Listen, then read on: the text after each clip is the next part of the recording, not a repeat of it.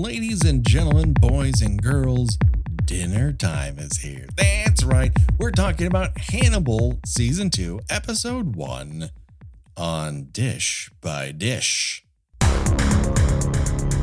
Well, greetings and salutations. Internet's your old pal, Patrick Hamilton, coming to you once again from the Maryland Center for the Criminally Insane. This is the Dish by Dish podcast, our side gig where we talk about Hannibal episode by episode. And of course, there's only one person I trust that if I have a long table of delicate meats, she'll stand at the end of it with antlers on, the one, the only, Gina Radcliffe. How are you doing today, Gina? Well, it was either going to be that, or I was going, if I had to frame you for for several murders, I would jam a tube down your throat and force feed you a human ear. My God, that is the worst thing yet I've seen on this show. I mean, and the fact that you're getting footage of going down someone's actual throat, I assume. I think it's both the most oh come on moments so far in the show, other than someone getting blown up by putting a comb in a hyperbaric chamber. Yeah. But it's also just viscerally horrifying. Yeah, you really feel every single moment of it. So when we last left our lovely group of crime fighters and one kind of lonely cannibal, Hannibal had finally convinced the FBI that Will was behind a series of murders, to the point where he had even forced an ear down Will's throat while he was having some sort of brain fever attack. In the season finale, when he coughed the ear up, I'm like, oh, okay, that's some bizarre nightmare vision he's having. Nope, apparently he really coughed that ear up. That was a thing.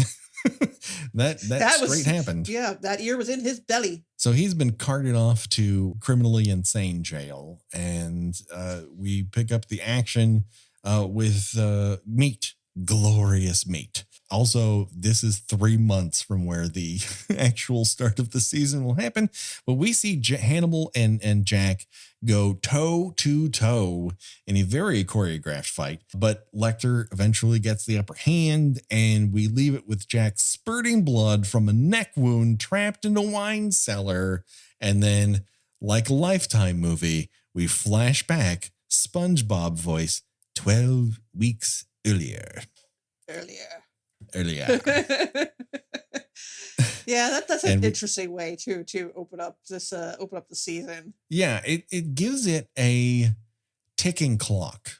We know eventually we have to assume that Jack has figured out who Hannibal really is, and they're going to have a confrontation, and it's going to be bloody. So how do we get there? Because we know we're going to get there eventually, but I don't think at the time I first saw it that I thought, oh, we're going to rush right into Hannibal, like being known as the Chesapeake Ripper. And it kind of sets this up as like, no, this is happening. Yeah, right.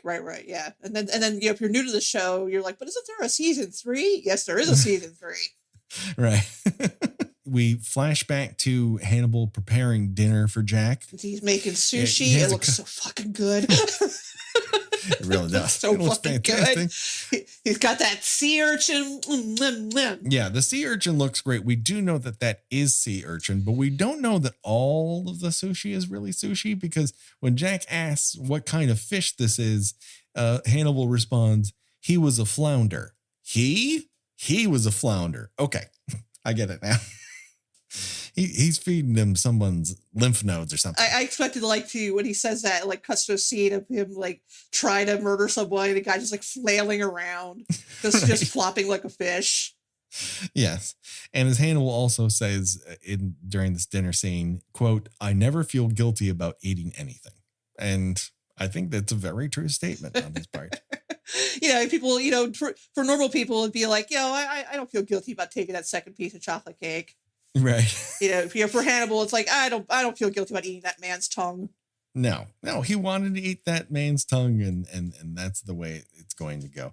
So we're in the now aftermath of Will's incarceration, and Jack and Hannibal both know that they're going to be examined by the FBI in relation to, what they saw, what they didn't see, and what they believed now that Will is accused of murdering 5 people. It's an interesting gambit that Hannibal has set up for himself. A person who has always sort of played the 3D chess or flirted with how close he could be to getting caught, but outsmarting the person who's, trying to catch him. And that is, can he cover his own tracks? But at this point, I don't know that he realizes that he's never actually been in the FBI's searchlight before. Right. And so it's one thing to kind of stay under the radar. It's another thing to go, oh, I'm going to be working with the FBI and they're going to be interviewing, my psychiatrist that I kind of have dirt on, but like she's going to have to lie for me. There's a lot of balls in the air he has going on here. Yeah. And which is complicated by him realizing that Will is starting to be onto him. Yes. Will absolutely is. He believes that Hannibal has something to do with it. He just didn't know how he has done it. But we cut to Will's mind palace where he is fly fishing, but a black stag is hunting him from the edge of the woods. And then we cut to welcome back Raul Esparza as Dr. Frederick Chilton, last seen getting his guts relocated outside of his body. And here doing kind of he's fine now. Yeah, he's fine. He's fine. They stitching him good. Still just as loathsome as ever. I know, he's so good. The experience didn't humble him any. It really doesn't. The name slips my mind, but who is playing the FBI investigator here? It's Cynthia Nixon. Cynthia Nixon. I don't know why I couldn't recall her, but yes, she will play a little recurring role here. Someone who is put as a speed bump in our favorite investigator group's way, because she needs to determine whether or not they knew that Will was a murderer and they were just employing him. Like, how did this happen? What did they know and when did they know it? So she'll be spearheading all of that. Meanwhile, in Rockville, Maryland, someone has made a beaver dam of human corpses, which brings to mind... As one does. Yeah, brings to mind all the things people have built from corpses over the course of this short 14 episode. Gina, what structure would you like to make out of corpses? Oh, I'm a big fan of the human totem pole. Sure, right. Well, you're going to need a truck or a crane for that. Yeah, I know I don't actually have the strength required to do that, but I don't think anybody actually does. No one does. Certainly not 75-year-old Lance Henriksen. No, it looks like he's about to, breathe his last breath as he admits to that crime. There's so many wonderful structures. I think a pyramid. I'd like to go for a pyramid. I think it's relatively easy to do, but if you can make it decorative, I think it would be nice. Yeah, this is another. We'll soon find out when the bodies get our autopsy. This is yet another incredibly elaborate murder tableau, as only the killers on Hannibal can do it.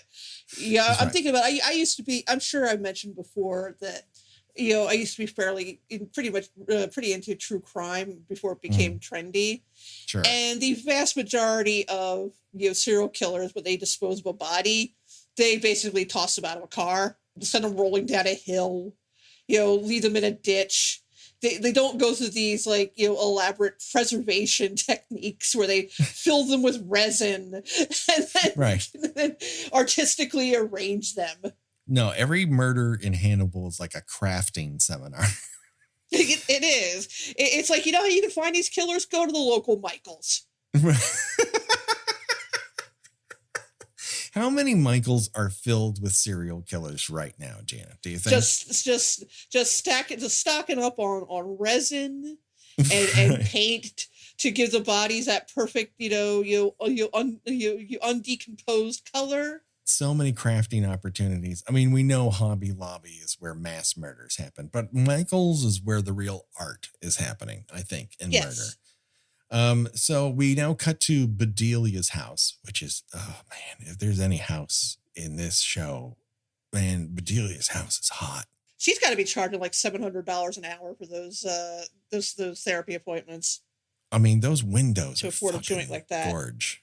Like it's made out of stone. It's very architectural. Like I dig it. So yeah. Anywho, Hannibal wants to visit Will because he's in Lerv. But Bedelia is against it. And she sort of ends their little session there with saying, "What can't you repress, Hannibal?" I think this is the episode where Brian Fuller goes, "Yeah, I'm gonna go from kind of gay to, yeah, this totes queer, y'all." we're putting the gas on the queer engine here. He wants to be very good friends with Will. Very good friend. So when the boys meet up again, sparks fly. And it's very clear that Hannibal believes that, he has the upper hand. Okay, it sounds right. Will's behind bars in a mental institution for the criminally insane. Will's words won't carry much weight with the FBI investigators. He has the low ground in this particular battle. But also Hannibal's cocky as fuck. And it's probably going to bite him in the ass. And not in a good way. Well, he assumes mostly correctly, but not entirely, that he is much smarter than everybody else. Yeah. And on most circumstances, he is correct. But I think he has put himself in a very precarious position. And Bedelia has told him time and time again, this is a bad fucking idea. And he's like, I got a 3-piece suit that says, no, I'm smarter. And then turns out he's got 15 3-piece suits that says he's smarter. Speaking of, we cut to Quantico and Beverly is taking DNA samples from those very suits.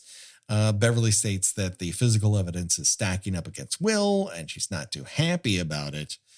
And Hannibal is now getting everything that he wanted, right? And it's everything that Chilton wanted too. Chilton wants to be in the field. Hannibal wanted to be involved in the FBI. I think first to understand what they knew about the Chesapeake Ripper, but now he's just kind of into it. Like he wants Will, but he also kind of wants to be Will, Oh yeah, totally. Absolutely. So those bodies that popped up in the river, Hannibal has a working theory that someone isn't just killing them for no reason. He's making models of their victims, and that these are the discards. They don't fit the pattern, so he's tossed them aside. Well, you kill a bunch of people, you try to set them up to be like human mannequins, some of them just don't work out. Like no one wants to be that dead body who doesn't measure up. But then again, you're dead. Like get over it, in my opinion. Like stop being such a diva, corpse. Exactly. So Alana is trying to help Will recover his memories while he's in the joint. And he's not so much interested in it as a defense or setting up an insanity plea. He just wants to know what happened. But when she helps him do this, he happens to see himself at a sumptuous dining table with the black stag. And as soon as he sees that, he just pulls the chute. He's like, no. I don't want to go down this route anymore. Well, I mean, it is a pretty effectively creepy image. Yes. A lot of moving octopus arms going on at that table. It's a lot of tablescaping. Yeah, I don't know what kind of dinner this is, but I don't want to be there. No. Have you ever been to a county fair where they have tablescaping competitions and they like everyone picks a theme and they're like, you have hoedown. And they like put up a white picket fence with a little barn and the plates have to match. Yeah, this is basically like, nightmare murder. Nightmare murderscaping. So our killer's MO, we learn, because Beverly comes to visit Will in the joint, is that he's after people with beautiful skin. He stalks a victim, luring them out of their house. Very, very, very Buffalo Bill-esque. Yeah, it's another play on that. And he also kidnaps his victims with their own car. So they've disappeared. Their cars disappeared. Like he's throwing people off the scent, making people look like they've, fled in the night when he's actually, snatched them up for his own design. And he's got a simple plan. He shoots them up with junk, fills them with silicone, as you do, and then covers them in resin. he's an artist. And as Will describes later, his victims that he kept have one thing in common, and that is he's creating a color palette. Yeah, Will's still able to just figure this stuff out right off the top of his head. No, yeah, he doesn't even have to go through the wah, wah, wah. He just like starts certain photos like, this one's easy. Bring me something that's hard. Come on, none of the rest of you can figure this out? This seems like a gimme. But yeah, and we're getting a lot of, Hannibal Lecter parallels where an investigator brings a case file and he says, did you bring pictures? Like, there's a lot of rhyming to our traditional red dragon, Silence of the Lambs tropes, which I appreciate. And then this later on, Will's fed dinner, and that's when he recovers a memory, as it were, of Hannibal inserting an ear down his fucking throat. Yeah, like shoving a hollow tube about the size of a baby's forearm down Will's esophagus, and again just jamming an ear in there. I mean, that's got to be a little harsh on the old windpipe, right? Like after that, feel it. I mean, he basically, he should have been talking like Tom Waits after that. Also, when he barfs up the ear later, the ear is still intact. Yeah. Which is puzzling to me because those stomach acids go to work pretty quick. They do. I don't know if he got it far enough down or it was just kind of lodged right at the time. This is worse than the mushroom people. No, mushroom people's worse. I'm sorry. We're going from what's worse. Mushroom people is the worst thing to happen to like a dead body. This is the worst thing to happen to a live body. I mean, but then again, and the victim that we see that our current killer du jour captures, you finds on the subway, like he wakes up in the center of this collage, and we got a real House of Wax. And he's like glued. He's like his thighs are glued together, right? And then like his that's hand the is resin. Glued to his face. Yeah, that's the resin that he sprayed over the top of him.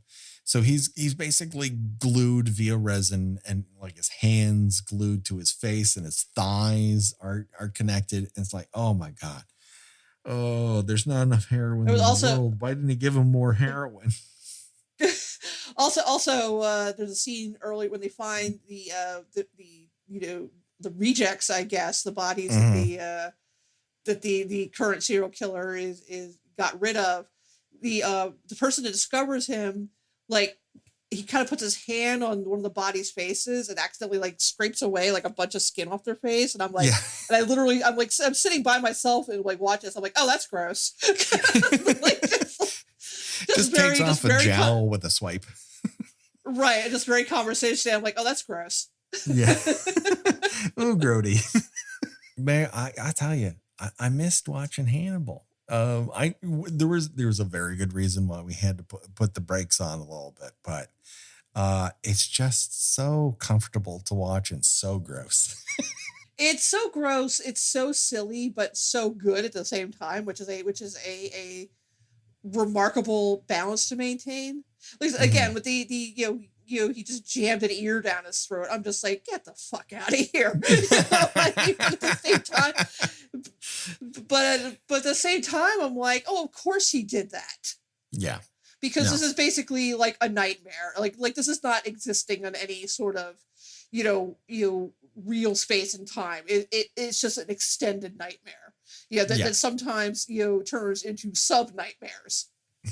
Your best indication of that you're not existing in any sort of right. Your best indication you're not existing in any sort of real world setting, even though to a certain extent it looks like it, is in the scenes where Chilton is talking to Will. Will is sort of encased in this like medieval mini dungeon. Like it's like he refers to it as like a dunk tank. Right. You're right. It looks like a medieval dunk tank. And it's like, okay, what year is this? Yeah. It It makes not, if there's nightmare logic to it. And what I think, what pulls Hannibal above the rest is it really works within like it knows its own tone. No matter where it decides to zig or zag, it understands what it wants to be, and everything is shot with that purpose in mind. All the actors know exactly the kind of show they're on, and like the dialogue sings, and everything looks beautiful or beautifully gory. It just all has purpose. Oh, it's so good. So good. Yeah, it does not sag in the second season. If anything, it just gets weirder and more fantastic and more ridiculous and more, you have to keep watching to see what happens. Yeah, I think they doubled down on everything that they know is good about the show and start to leave behind the things that were more maybe network mandated, or they thought they needed for it to be a network show, or more like anything else that was on TV, and just be Hannibal. They just, lose all the rest and keep what they need.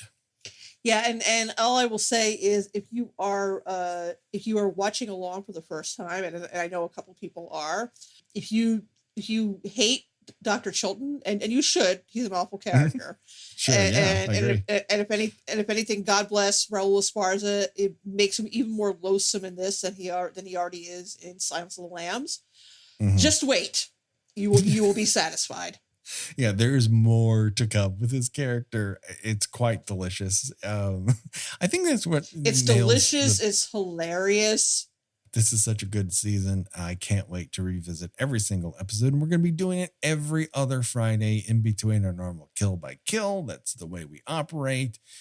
So before we go, Gina, tell people where people can find you on these here internets. I write about movies and television at thespool.net. And I am on Twitter way more often than I should be for my own mental well-being under Porcelain72. Do it today, people. Check it out. You can find us on Twitter, on Facebook, on Instagram, on Letterboxd. Of course, find us on Patreon, where we have lots of extra stuff for you that we know you're going to like. And of course, you can meet us back next week for Kill by Kill and Dish by Dish after that. So for myself and for Gina, the body count will continue. Bye-bye, everybody. Bye.